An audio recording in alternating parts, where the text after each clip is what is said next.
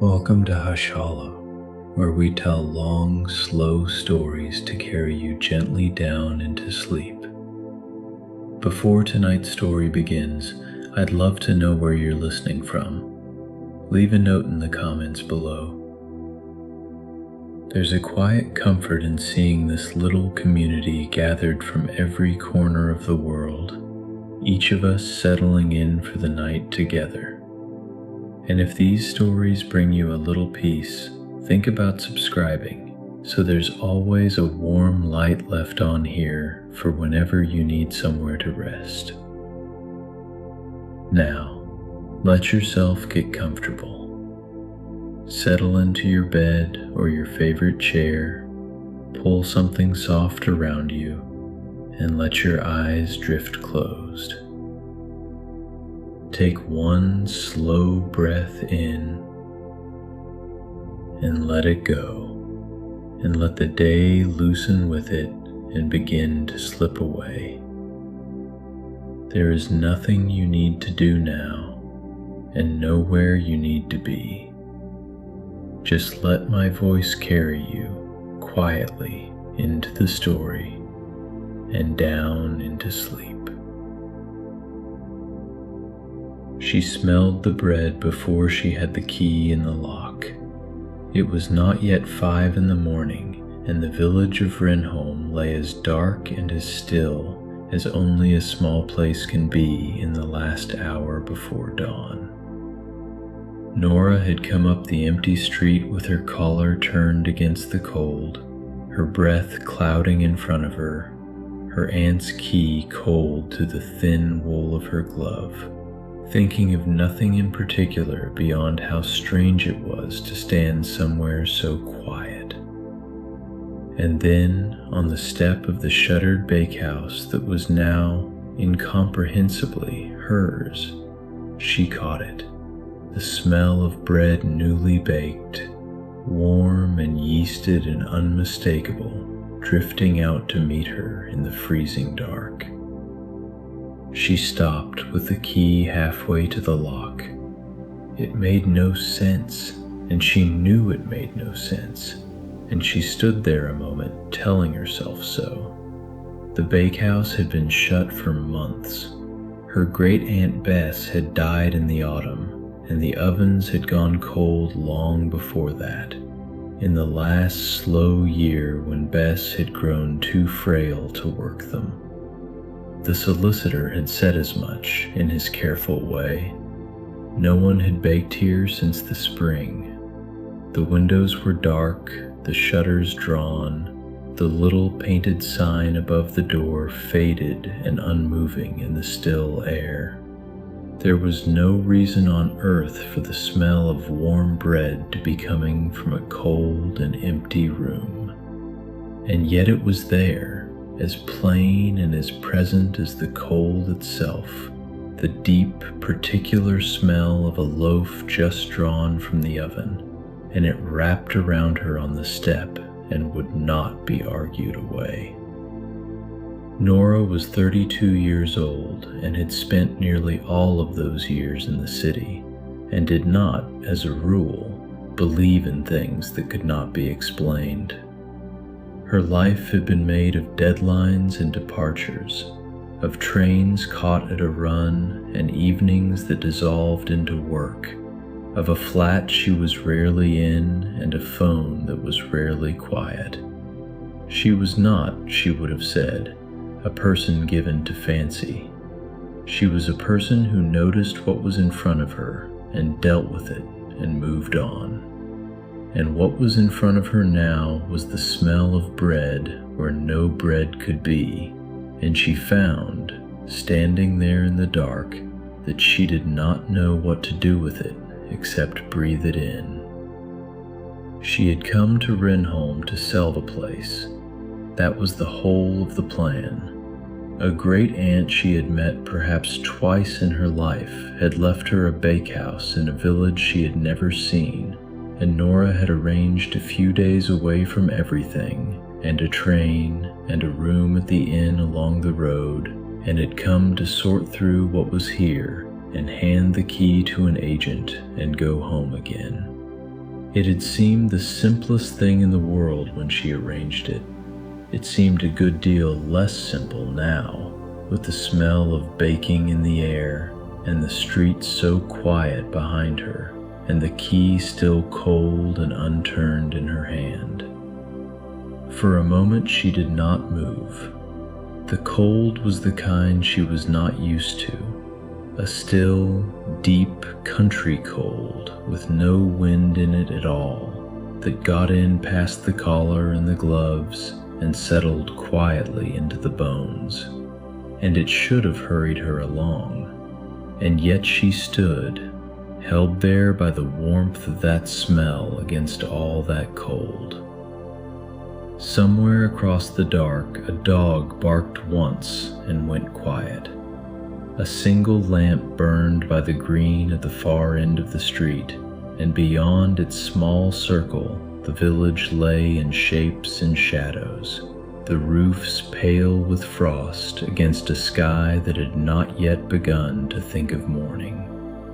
She had half forgotten that quiet like this still existed, that there were places where the night simply held still and waited, with no glow on the horizon and no sound in it at all but her own breathing, and, impossibly, the smell of someone's warm bread.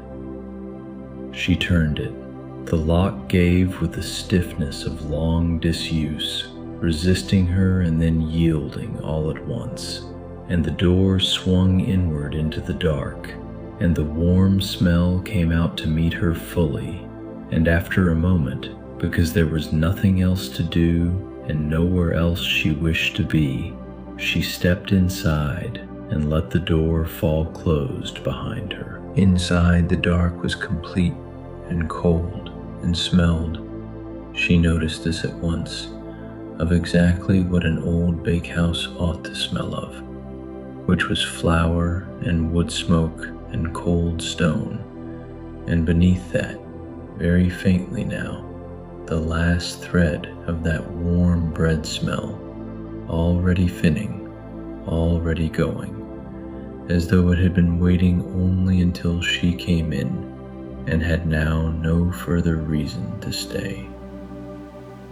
She stood just inside the door and let her eyes find what they could. A long, low room, a window at the front, shuttered, and along the whole of the far wall, taking up more of the room than anything else, the great pale shape of the oven. She found a switch by the door, and a single bulb came on overhead, yellow and unhurried, and the bakehouse showed itself to her.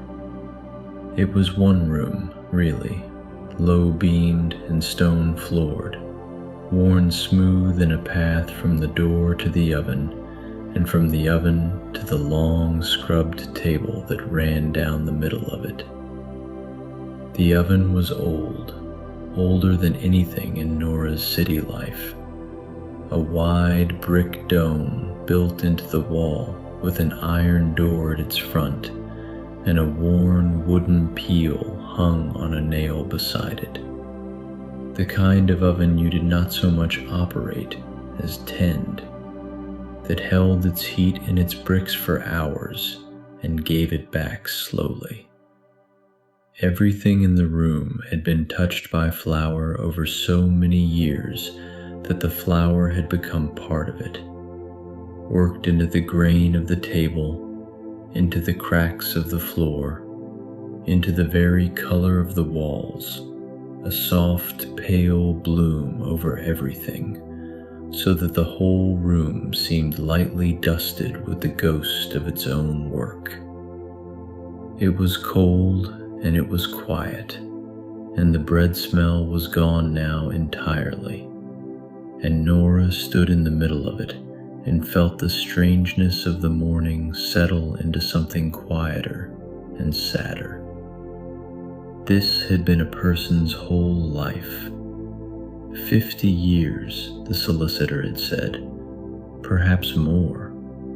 Bess had taken the bakehouse from her own mother and kept the village of Rinholm in bread through more winters than anyone now living could count, rising in the dark every morning of all those years to light the oven while the rest of the village slept. And Nora, who had met her twice, who had a vague child's memory of a flowery apron and a hand pressing a warm bun into hers at some gathering she could no longer place, had inherited the whole of it, and did not know why. She moved through the room slowly, touching things. The table, its surface soft as cloth under her fingers from years of scrubbing. The shelves along the side wall, where the tins and the crocks and the old scale still stood. The brass pan of the scale gone dark, the weights beside it in their careful row from the largest to the smallest. A row of proving baskets, coiled cane, hung on the wall. A stack of clean cloths, folded. It had all been left in order. That was the thing that caught at her. It had not been abandoned. It had been closed. Everything washed and put away and set straight, the way you left a room you were sorry to leave, by someone who had known she would not be coming back to it, and had wanted it left decent for whoever came next. On the end of the table, where a person working there would have it close to hand, lay a book. It was thick and cloth-bound, the cloth once dark green and now faded to something softer, the spine cracked and mended and cracked again, the corners worn round with handling. It was the kind of book you could buy at any stationer's, plain and unremarkable, except that this one had plainly been used every day for a very long time. Nora drew out the stool that stood by the table and sat down, and pulled the book toward her and opened it. The handwriting inside was small and neat and entirely practical, and it filled page after page after page. It was not a diary. There was nothing in it of Bess herself, nothing of what she thought or felt or hoped, no line that was not about the work. It was a baker's book, a record kept the way a careful worker keeps a record, for use, so that what had been learned would not have to be learned again.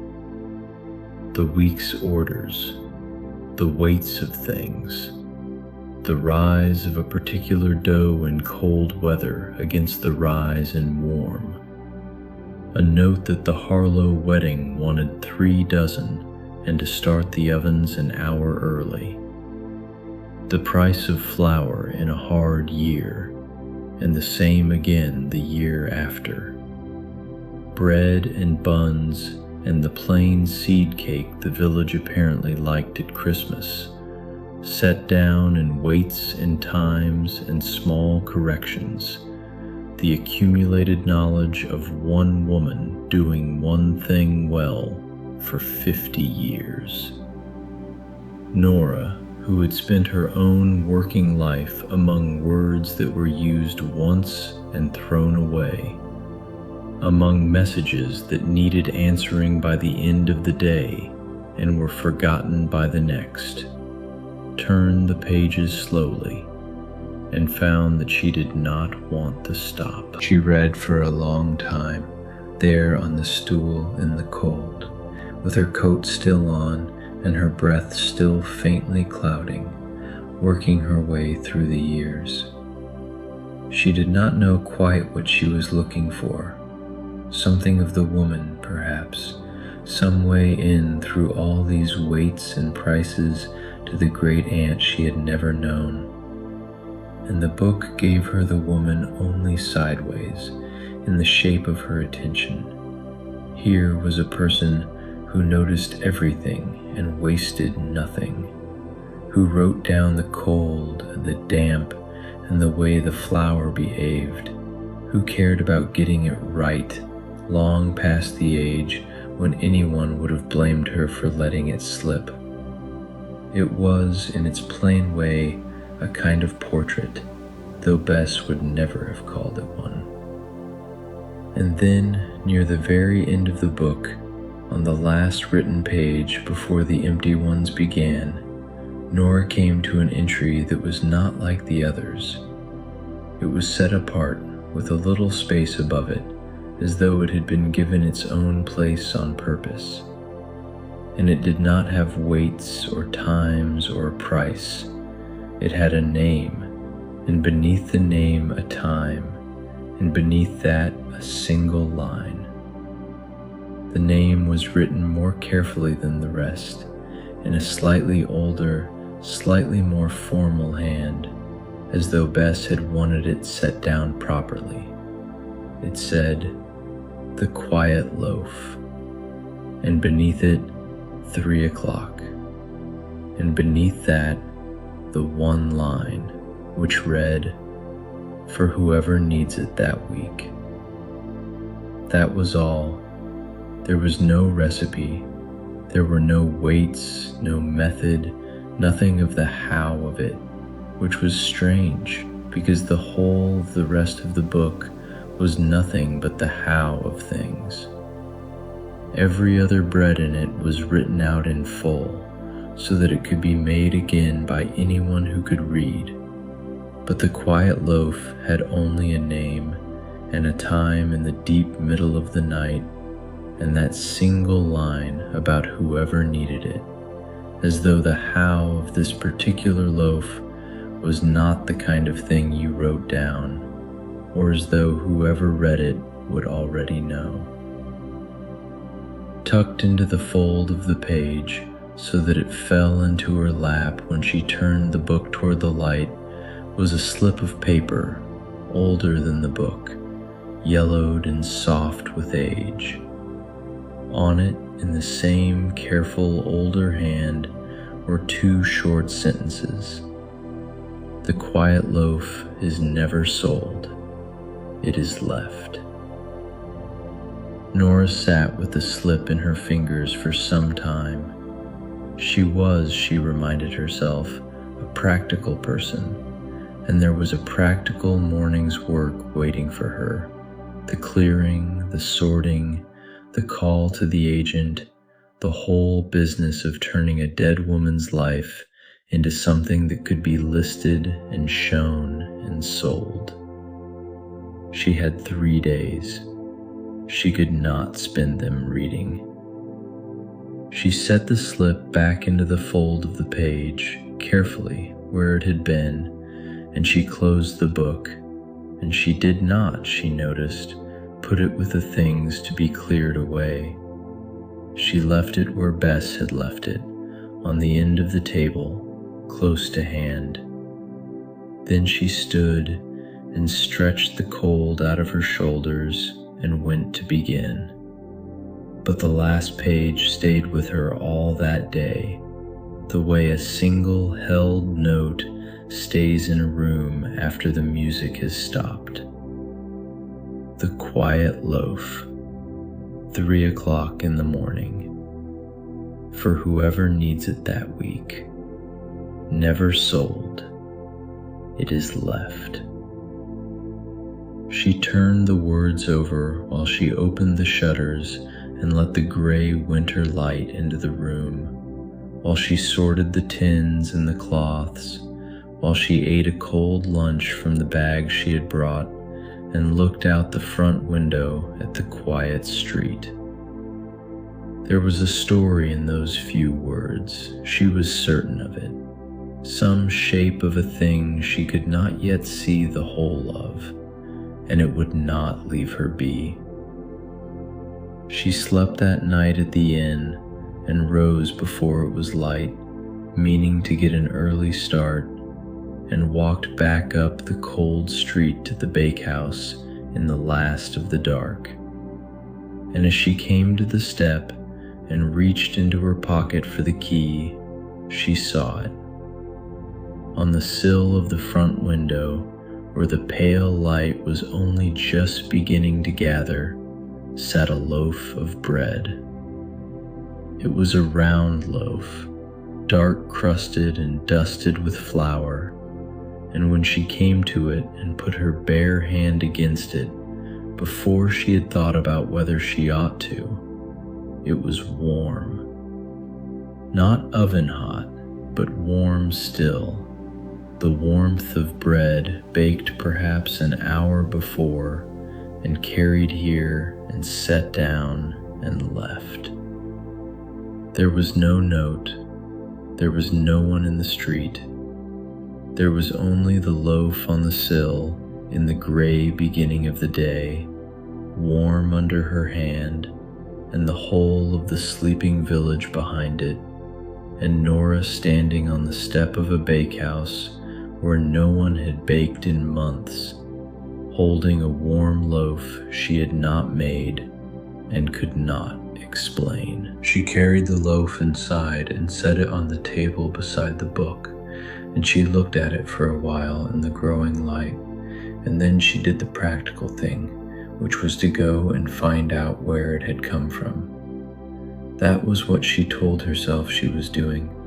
The truth, which she did not quite admit, was that the loaf and the last page of the book had joined together in her mind overnight into a single question she could not put down, and she wanted, more than she had wanted anything in some time, to know the answer. Renholm by day was a small place, and a pretty one, the kind of village Nora had seen only from train windows and never walked through. A single street that widened in the middle to a green, a squat gray church at one end, an inn, a scatter of stone cottages with smoke rising straight up from their chimneys into the still, cold air, and, near the green, a low shop front that served as the village's shop and post office both. Beyond the last houses, the land fell away to a mill pond, frozen at its edges, and an old mill that no longer turned. Frost lay white along the green and furred the bare branches of the single tree at its center, and the smoke stood up straight and unhurried from every chimney into air too cold and too still to move it, so that the whole village seemed held in a kind of waiting, patient and unbothered, as though it had seen a great many winters come and go, and was in no doubt of seeing this one out as well. It was the middle of the morning, and the street was not empty now, though it was not busy either. A few people about their errands, who looked at her with the frank, unhurried attention of a small place noticing a new face, an attention that was neither unfriendly nor welcoming, but simply precise. She went to the shop, because the shop was where you asked things. The woman behind the counter was perhaps 60, with the settled, capable look of someone who had stood in that same spot for a great many years and knew everyone who came through the door. And she looked at Nora with that same precise attention as Nora came in out of the cold. Nora explained herself. She said who she was, that she had come from the city, that Bess had been her great aunt, that she had inherited the bakehouse and come to see to it. And at the name and at the word bakehouse, the woman's face changed, softened, warmed toward her. She had heard someone was coming, the woman said. She was glad it was family. She said Bess had been a fixture in Renholm longer than most people had been alive, that she had kept them all in bread through good years and lean ones, that she had been a quiet woman, private, not one for chatter, but that there had not been a soul in the village who did not think well of her. She said the bakehouse had felt wrong, standing dark all these months. She said it in the way people say a thing they have felt and not spoken, and had been waiting for someone to say it to. Nora bought a few things she did not especially need, to have a reason to stay at the counter, and then, as the woman wrapped them, she asked the question she had come to ask. She said she had found a loaf that morning, on the windowsill of the bakehouse, still warm, with no note and no one about. And did the woman have any idea who might have left it? The woman's hands went still on the paper for a moment. Then she went on wrapping, and she said, in a voice that had gone careful, that she could not say for certain, but she was quiet in a way that meant she could say something, and after a moment she said it. She said there had always been loaves, now and then, in Renholm, left on doorsteps, in hard times mostly. She said it the way you say something you have known all your life without ever quite examining it. When the river came up, she said, the bad flood, years back now, when half the low cottages were underwater and the families were up in the church hall for a fortnight, there had been bread on the church hall step every morning, warm, no one knowing who brought it. And the winter the mill closed, and the men who worked it were out of work all through to the spring, and things were thin in a good many houses. There had been loaves then, too, appearing on the steps of the houses that were struggling most, never bought, never spoken of, never explained. A loaf on the doorstep, the woman said, when a house was having a hard time of it. That was a thing that happened in Renholm, and had always happened, and no one asked too closely who did it, because that seemed to be the point of it, that no one was meant to ask. She finished wrapping the parcel and set it on the counter and looked at Nora, and there was something in her look that was almost hope. She said she had wondered, when she heard the bakehouse was standing empty, whether that would be the end of it. Nora walked back to the bakehouse slowly, the parcel under her arm, turning it over. A loaf on the doorstep when a house was having a hard time. Never sold, never spoken of, left. It is left. She understood it now, or began to. The quiet loaf was not a recipe at all, or not only a recipe. It was a thing Bess had done, quietly, in the dark, for years, for anyone in the village whose week had gone hard, so that a warm loaf appeared on the step of a struggling house with no name attached to it, and no debt owed, and no question asked, so that no one had to come and say they were in need, so that no one was shamed. You did not sell such a loaf, because selling it would spoil the whole of it. You left it before light, and you went away, and you never said it was you. There was something in that idea that reached her in a place her city life had left untouched for years. The thought of a kindness done so quietly, so completely without wanting to be seen, that the person it was done for need never even know whose it was. A kindness with nothing owed back and no name signed to it, given for no reason at all but that someone had needed it and someone else had been able.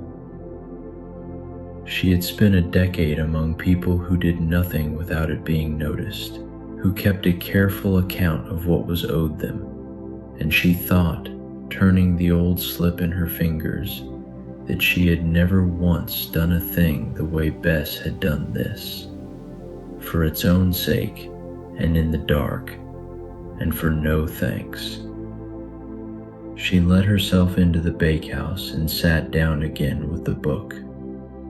She saw it differently now. On the second reading, the plain baker's record had a second thing running quietly through it that she had missed the first time because she had not known to look. Here and there, in the margins, in the small spaces at the ends of weeks, were notes that were not about orders. A date, and beside it a set of initials, and sometimes a single word. She had taken them on the first reading for deliveries or debts or some private shorthand of the trade. She understood now that they were something else. They were a record of the loaf. The week the Pevick family lost their eldest and a loaf left. The winter old Sam Hale broke his leg and could not work, and a loaf left, week after week, all through until he mended. The initials were the houses. The dates were the weeks. It was a quiet ledger of the village's hard times, kept not for any accounting, but so that Bess would know, so that no one who needed it would be missed. And it went back. That was the thing that made Nora sit very still. The notes in the margins did not begin where the book began. They were already there on the first page, already an established habit, written as though the writer had been keeping them a long time before this particular book was started. And the hand at the very beginning was not quite Bess's hand. It was similar, the same careful smallness, but older and formed differently, the hand of someone from an earlier time, so that at some point, without any remark being made, one keeper's writing had given way to the next, the way the writing in the Rose story had given way, and the ledger had simply carried on. Tucked between two of the early pages, pressed flat and dried to a pale gray green, was a sprig of rosemary. Nora lifted it out and held it to her nose, and there was still, faintly, after all the years, the clean, sharp smell of it. She did not know what it meant, whether it had been put there for remembrance, which was the old use of it, or whether it had gone into the loaf, or whether it had simply fallen from a bunch on the table one long ago morning and been closed into the book by accident and kept. She set it back where it had been, carefully, between the pages. There was one entry further in that was longer than the rest. It was in Bess's hand, and it began like the others, a date and a set of initials. But then it went on, spilling past the margin into the body of the page, as though for once the writer had needed to say more than the record allowed.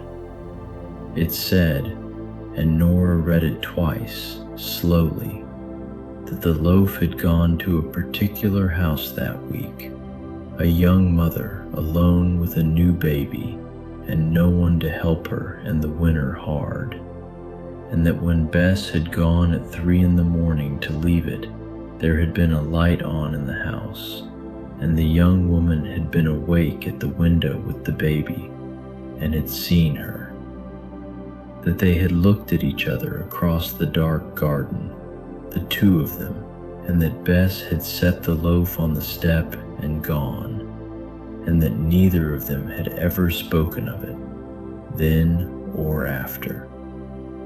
And then the entry gathered itself and returned to what it was, and simply noted that the loaf had continued weekly through to the spring, and the next week's date, and the next initials, and the record went on as before, plain and careful, as though that one moment of being seen had never been set down at all. The loaf on the sill, then, had not come from nowhere, and Nora found she wanted very much to know who had brought it, not to end the mystery, but because it meant the thing was not over, that someone, even now, with the bakehouse dark and Bess gone, was still rising in the night to keep it.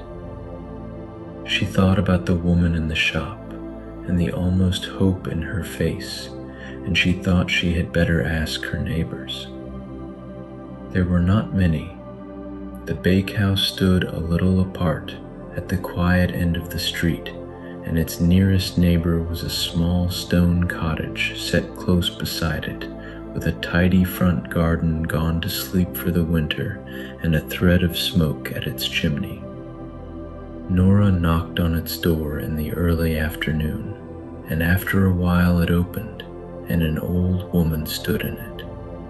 She was very old, older than Bess had been, small and bent and bright-eyed, with white hair pinned up simply and a shawl about her shoulders, and hands that had plainly done a great deal of work in their time.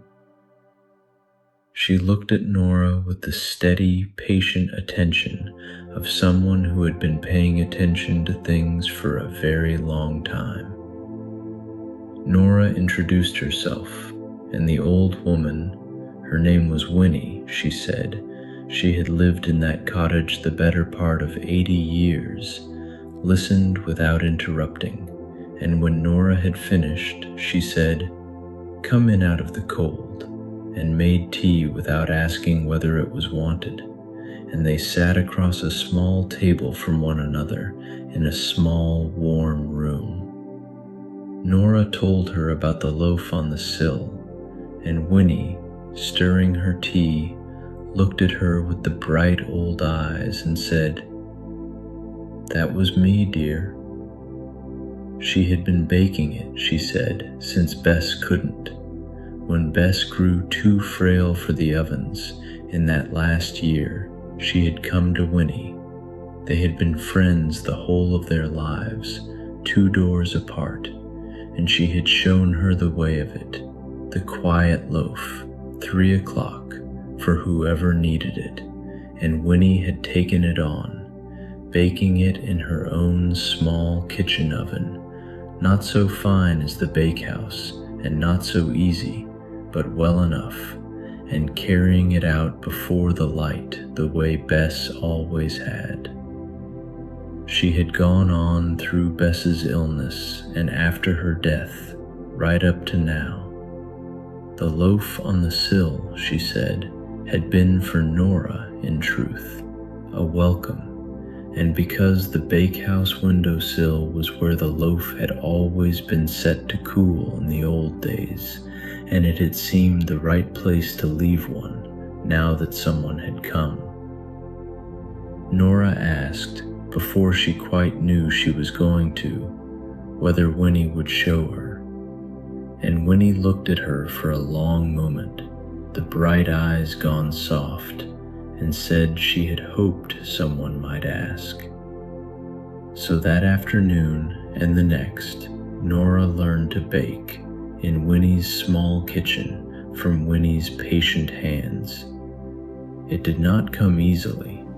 Her first loaf was a poor, flat, sad thing, dense as a stone, and she was ashamed of it, and Winnie laughed, not unkindly, and said Bess's first had been no better, and hers worse. But the second was less poor, and by the third, Nora's hands had begun, dimly, to understand the dough, the give of it, the moment it was ready, the way you could feel rather than see when it had risen enough. It was work of a kind she had never done, slow and patient and forgiving, each loaf teaching the next, the very opposite of everything her days had been made of, and she found, kneading in the warm little kitchen with the old woman beside her, that she did not want the afternoon to end. There was a rhythm to it she had not expected, a slowness that was its own kind of attention, the flour and water coming together under her hands into something living, the long, patient kneading that could not be hurried, the waiting while it rose that could not be hurried either, the whole of it moving at the pace of warm rooms and rising dough and nothing else. Winnie talked while they worked in the unhurried way of the old, of Bess and of winters long past, and of the village as it had been, and Nora listened and floured her hands and shaped another loaf, and felt something in her that had been wound tight for years begin, very slowly, to come loose. It was on the second day over the flour that Winnie told her the rest. She was tiring, she said simply. She was old, and her hands were not what they were, and the early rising had grown hard, and she did not know how much longer she could keep the loaf going. And there was a week coming, she said, that would want it, the Coombs place, out along the mill road, where the man had been laid off and the wife was poorly and the children small, a house having a hard time of it, the kind of week the loaf was made for. And Winnie did not know, she said quietly, looking at her tea, whether she was up to it. Nora looked at her own hands, pale with flour, and at the old woman across the table, and she heard herself say that she would do it, that Winnie should rest, that she, Nora, would bake the loaf herself and leave it the way it was meant to be done. She rose at 2:30 the next morning in the dark of the inn, and dressed in the cold, and walked up the empty street to the bakehouse, with Winnie's risen dough carried careful and covered in a basket, because there had not been time to teach the whole of it to the old oven yet, and this first loaf they had made together the evening before and left to prove slow and cold overnight.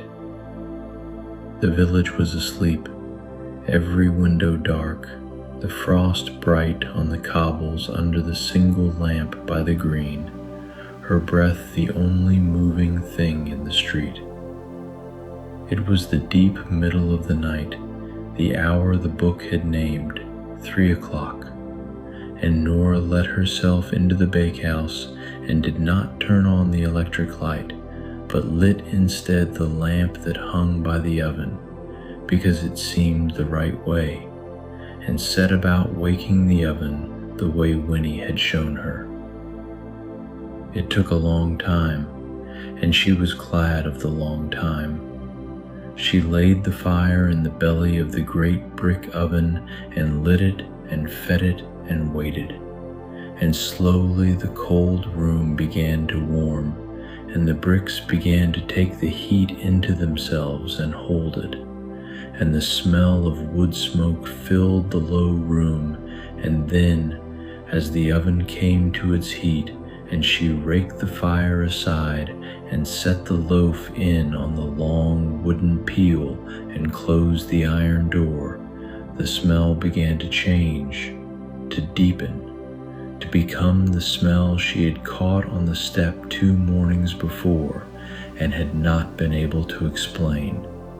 The smell of bread baking, warm and yeasted and alive, filling the bakehouse and seeping out under the door and into the frozen street where there was no one to smell it but her.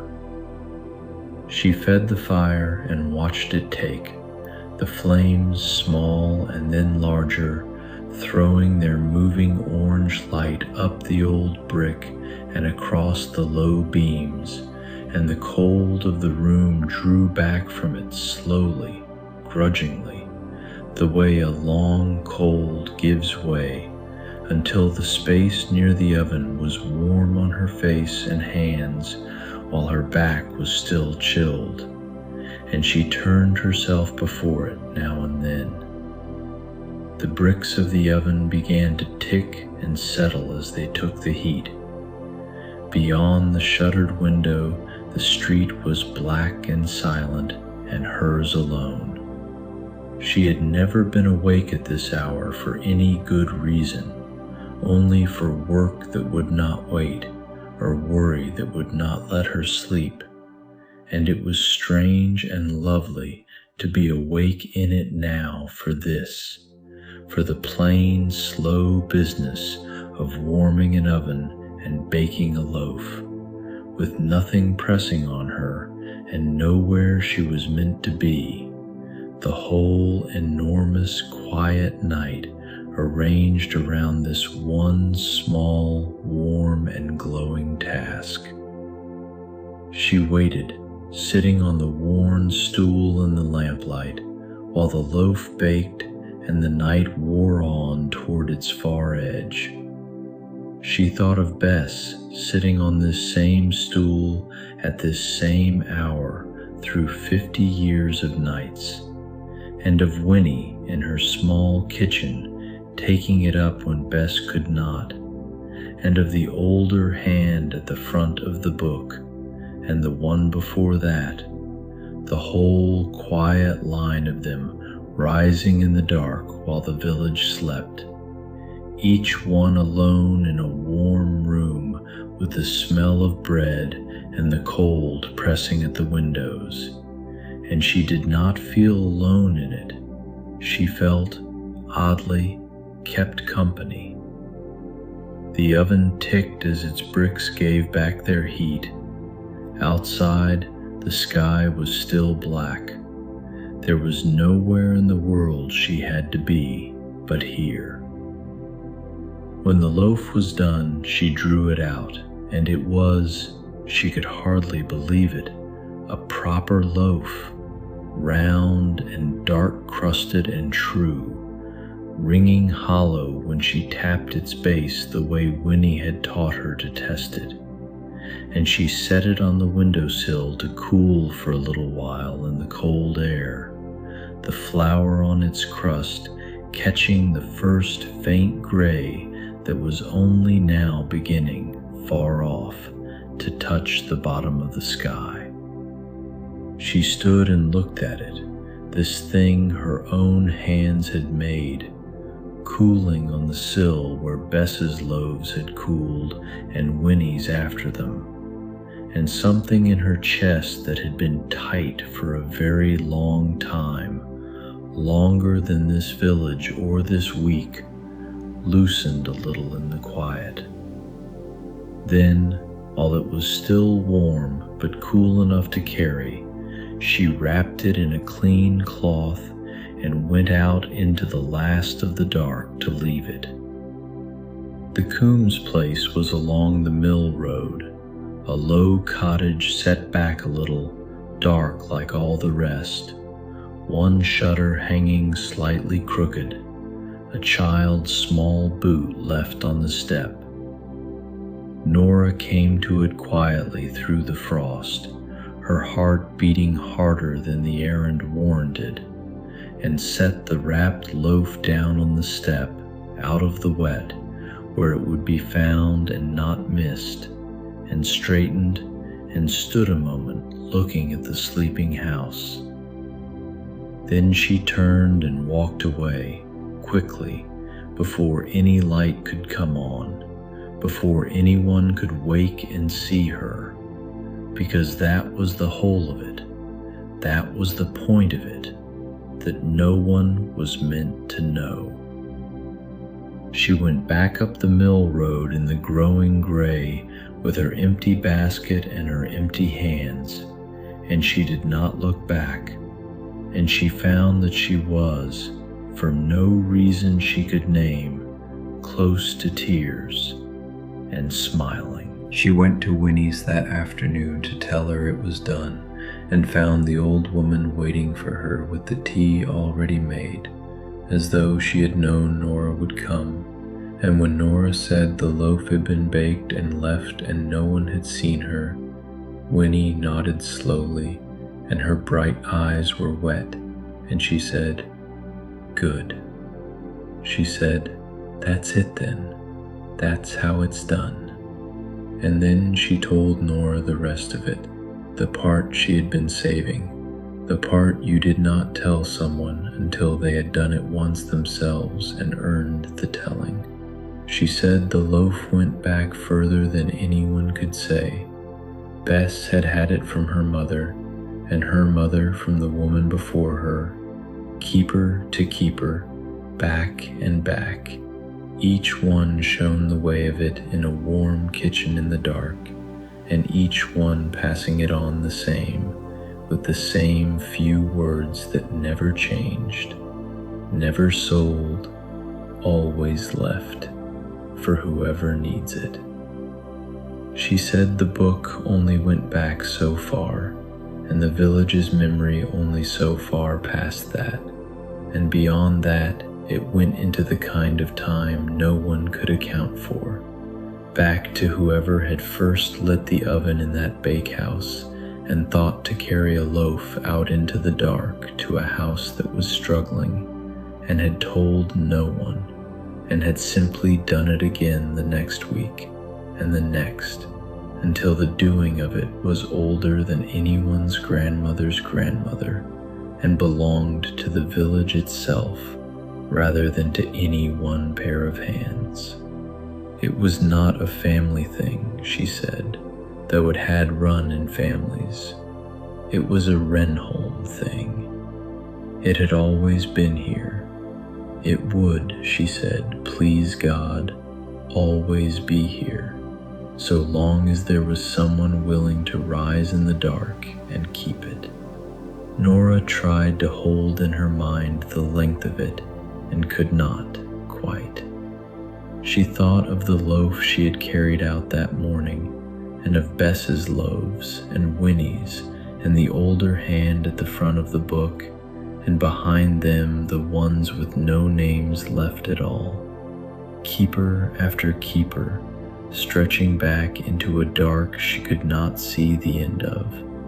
Each alone in a warm kitchen at 3 a.m, an unbroken line of small kindnesses reaching back to some first morning no one would ever know.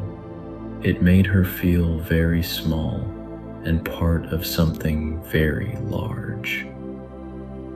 Nora asked gently why it had to be secret, why the keeper was never named.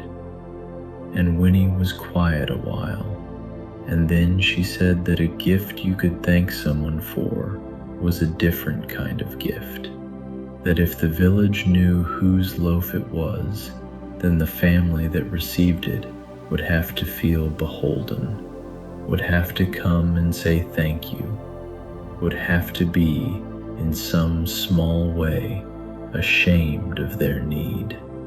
But a loaf that came from no one, that simply appeared warm on the worst morning of a hard week, that was a gift with no debt in it at all.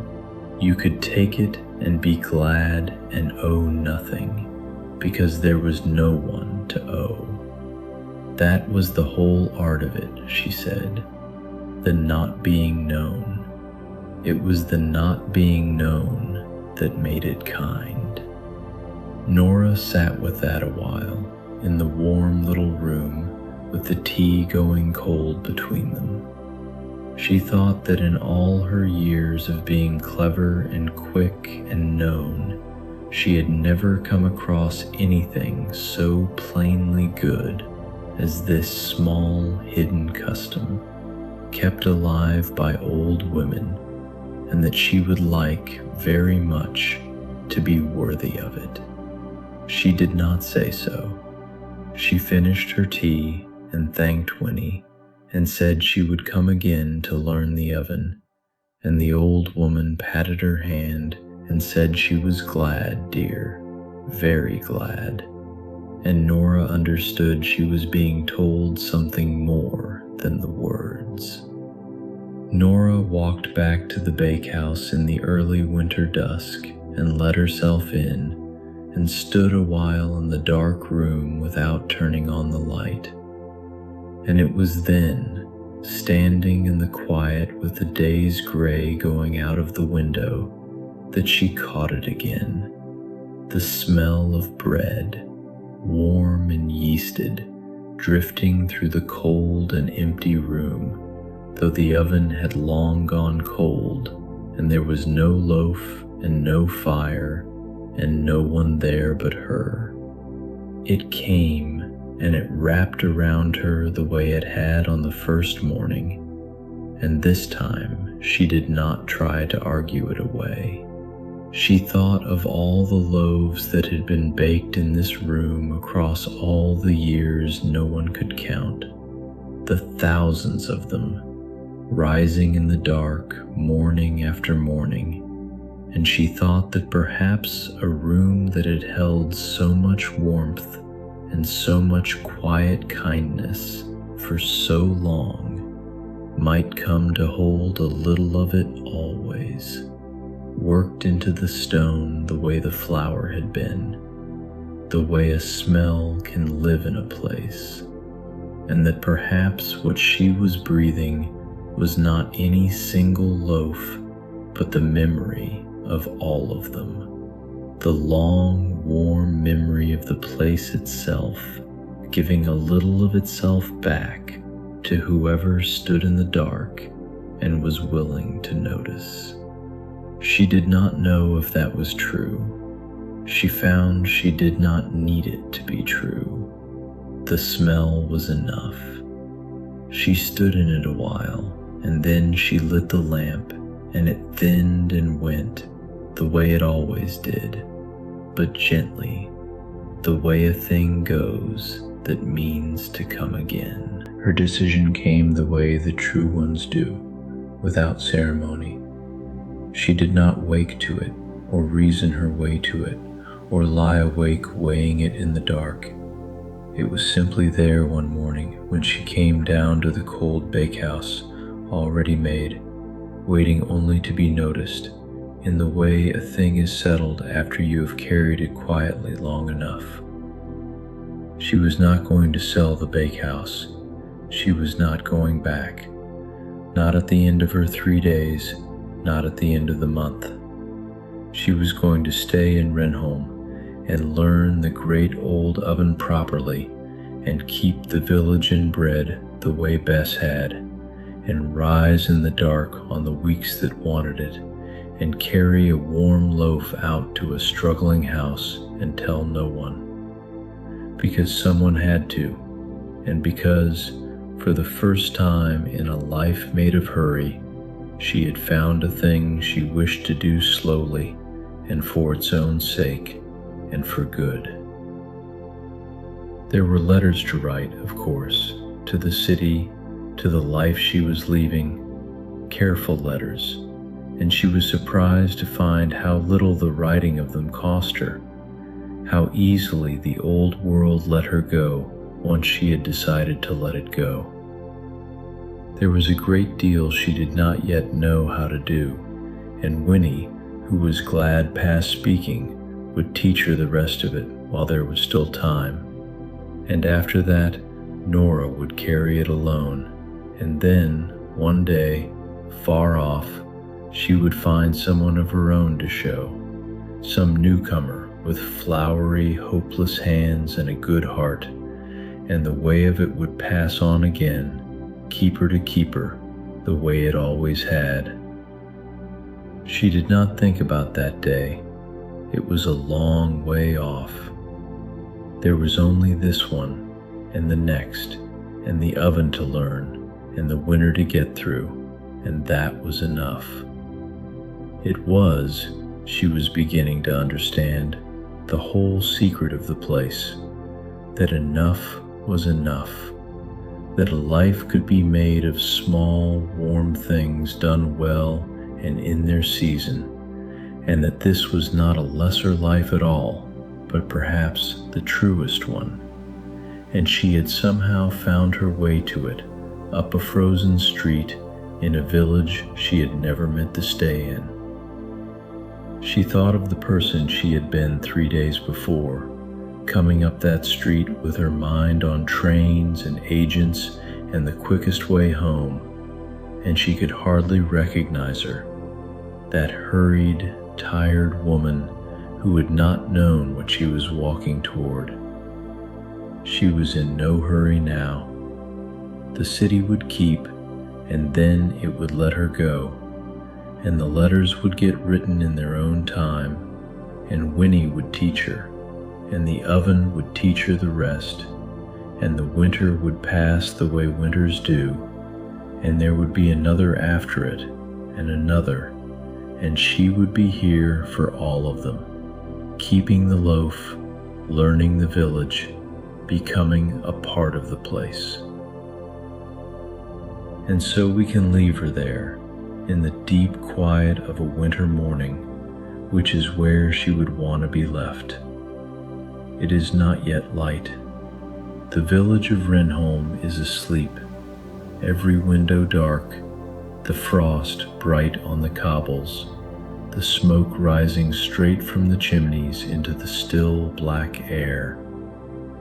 But in the old bakehouse at the quiet end of the street, there is a warm glow at the window, and the smell of bread baking is drifting out under the door into the cold, the way it has drifted out into that street for longer than anyone can remember. Nora is at the oven, flour pale on her hands, her sleeves rolled, the great bricks giving back their steady heat, and a single round loaf is cooling on the windowsill in the first faint gray of the coming day. The lamp throws its soft gold light across the old table and the worn stone floor and the pale bloom of flour, and the great oven holds its warmth and gives it slowly back, and the window is a square of deepening gray where the loaf sits cooling, its dark crust dusted white, sending up a last curl of steam into the cold. It is a peaceful sight, though there is no one awake to see it but her. A warm room in a sleeping village in the last hour of the night, and a loaf on the sill, and the smell of it everywhere. She is not hurrying. There is nowhere she has to be. The loaf will cool, and she will wrap it, and she will carry it out into the last of the dark to a house that needs it, and set it on the step, and slip away before the light, and no one will know it was her, and that is exactly as it should be. The oven ticks softly. The smell of warm bread fills the little room and drifts out into the sleeping village, gentle and unhurried, a small kindness rising in the dark while the world rests, as it has risen every morning for longer than anyone can say, and will rise again tomorrow. So let your eyes stay closed now, and let the day drift far away, and let that warm smell of bread carry you down the last of the way into sleep. There is nothing you need to do, and nowhere you need to be. The loaf will be there in the morning. Someone who needs it will find it, and you can rest now, warm and safe and held, the way the whole quiet village is resting, in the deep and gentle dark before the dawn. Sleep well.